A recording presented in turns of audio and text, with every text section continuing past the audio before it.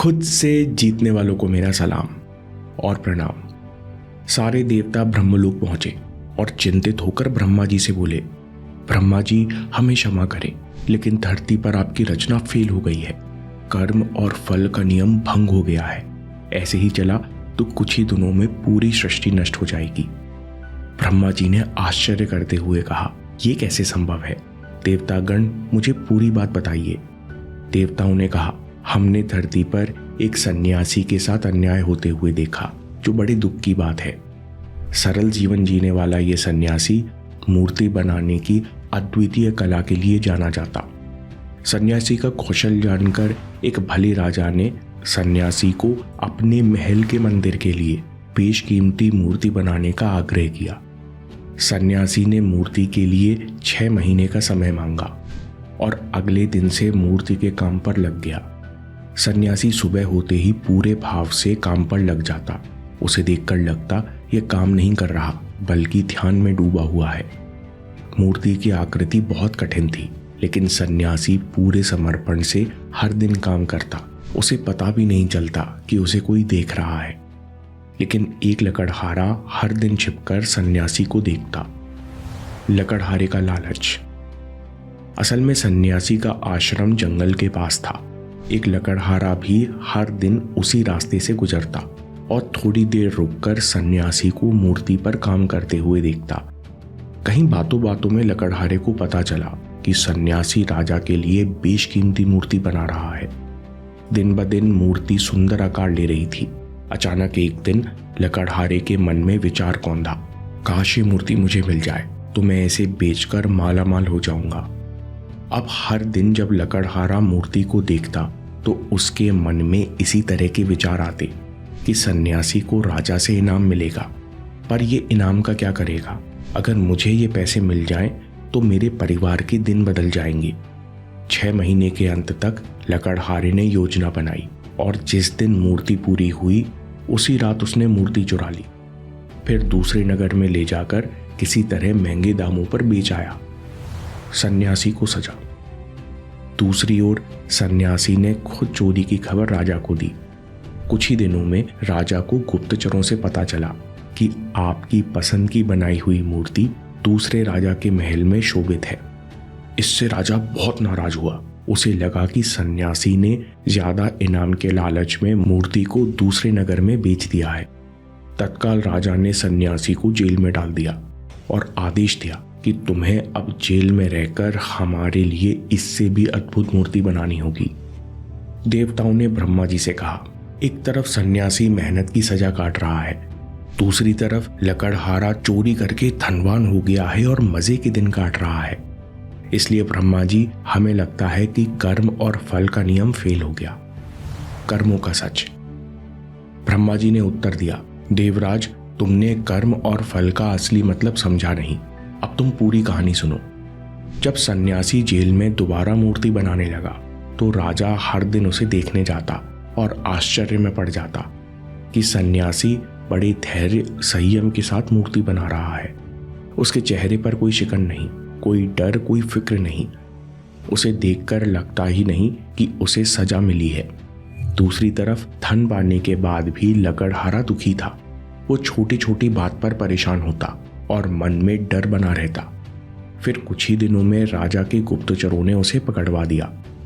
जब राजा को पता चला कि सन्यासी ईमानदार है और पूरी तरह निर्दोष है, तो राजा की आंखें खुली रह गई और वह सन्यासी के सामने नतमस्तक हो गया, क्योंकि राजा समझ गया कि सन्यासी असली कर्मयोगी है, जो अपने मन, किस्मत और फल सबसे मुक्त हो चुका है।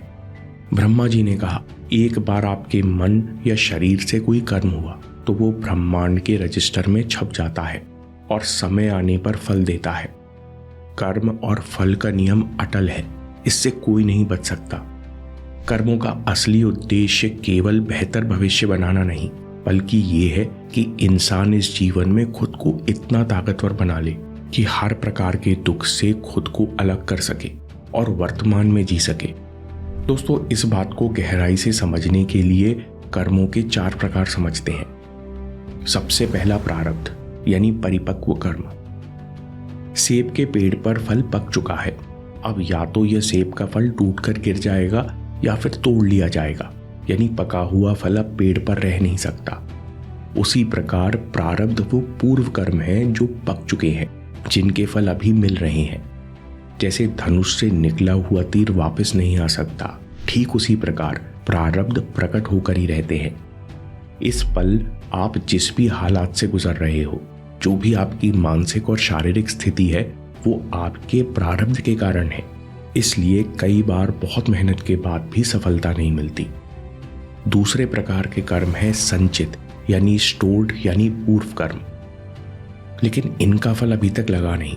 जैसे ठंड का मौसम आने पर एक साथ सेब के फल लगते हैं और गर्मी का मौसम आने पर एक साथ आम लगते हैं, ठीक उसी प्रकार कई सारे संचित कर्म भी समय आने पर एक साथ फलते हैं। इसलिए जीवन में कई बार दुख या सुख एक साथ आते हैं। तीसरे प्रकार के कर्म है आगामी यानी आने वाले कर्म। आपने इस पल जो कर्म किया उसके रिएक्शन में आपको आगे भी कुछ कर्म करने होंगे। आगामी कर्म में हमारे पास ज्यादा चॉइस नहीं होती, यह अनिवार्य है। जैसे आप सेब के बाग में गए तो आप जिंदगी भर बाग में नहीं रह सकते, यानी भविष्य में आपको बाग से बाहर आना भी होगा। ये है आगामी कर्म। इसके बाद आते हैं चौथे कर्म क्रियामान यानी वर्तमान में किए जा रहे कर्म।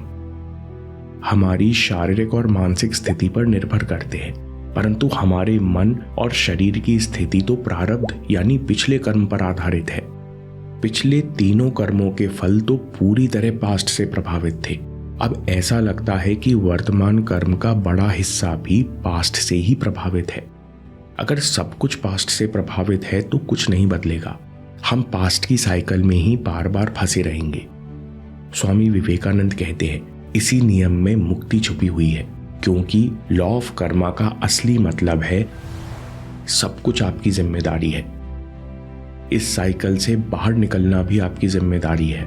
जैसे ही आप जिम्मेदारी स्वीकारते हो, वैसे ही चॉइस का दरवाजा खुल जाता है। वर्तमान में एक चॉइस है जो और कहीं नहीं थी, वो है आप इस पल में प्रेजेंट हो सकते हो। प्रेजेंट होने से क्या होगा? कर्म केवल शरीर और मन को प्रभावित कर सकते हैं और प्रेजेंट में मन प्रवेश नहीं कर सकता। इसलिए यहाँ पर आप हर प्रकार के कर्मों से आजाद हो। यहाँ आप रिजल्ट, डर और चिंता से विरक्त होकर कर्म कर सकते हो। ये चॉइस स्वतंत्रता और परिवर्तन के द्वार खोलती है, क्योंकि निस्संदेह और निर्भय होकर कर्म करने से आत्मन की उन्नति होती है। मन नियंत्रण में आता है, जिससे आप हर स्थिति में सम रह सकते हो। कर्मों का फल कितना ही अच्छा हो, एक दिन तो नष्ट हो ही जाता है, कुछ भी नहीं टिकता। इसलिए फल में सुख नहीं, बल्कि डिटैचमेंट में असली आनंद है। इसलिए कर्मों का असली उद्देश्य है कि इंसान खुद को इतना काबिल बना ले कि वो किसी भी स्थिति में मन से, पास्ट से और रिजल्ट से डिटैच हो सके। Let go of control. मैंने ये काम ठीक किया कि नहीं, दूसरे के साथ अच्छा किया कि नहीं, मुझे रिजल्ट कब मिलेगा, ये सब मन के विचार हैं। मन से फ्री होना मतलब रिजल्ट, कर्म और पास्ट से फ्री होना है, और ये केवल प्रेजेंट में संभव है। इसलिए गौतम बुद्ध कहते हैं कि जितना कम खुद को जज करोगे, जितना कम चीज़ों को कंट्रोल करने की कोशिश करोगे, उतना ज़्यादा प्रेजेंट हो पाओगे। और यहाँ से जो एक्शन लोगे वो न केवल बेहतर भविष्य बनाएंगे, बल्कि मन को रिजल्ट से डिटैच और फ्री रहना सिखाएंगे। दोस्तों, कहानी में एक और बात सामने आती है कि छोटे से छोटा विचार भी सूक्ष्म कर्म है, जिनका फल भी भोगना ही पड़ता है। जैसे लकड़हारा सावधान नहीं था, उसने हर दिन बेईमानी का विचार किया तो उसका मन इतना कमजोर हो गया कि वो चोरी कर ही बैठा। लकड़हारे के जीवन में कुछ अच्छे दिन लिखे थे, लेकिन कमजोर मन के कारण वो एक भी दिन खुश ना रह सका। वहीं सन्यासी के जीवन में कुछ कठिन दिन बाकी थे, लेकिन प्रेजेंट में रहते हुए वो कर्मयोगी बन चुका था। सन्यासी ने खुद को इतना डिटैच कर लिया था कि जेल में रहते हुए भी उसे किसी प्रकार की चिंता और दुख नहीं हुआ। लाओ त्सु कहते हैं, जब मन ब्रह्मांड के बहाव में बहता है तो बुद्धि, विवेक और शक्ति सब अपने आप काम करते हैं। मन ब्रह्मांड के साथ कैसे एक होता है, इस पर पूरा वीडियो देखिए। आप सभी चुनौतियों का सामना शांति और सहजता से करना सीख जाओगे। और याद रखिए, आपके समय से कोई वीडियो, कोई ऐप, कोई न्यूज़ कीमती नहीं है। मैं काम के किस्से लाता रहूंगा। हम जीतेंगे।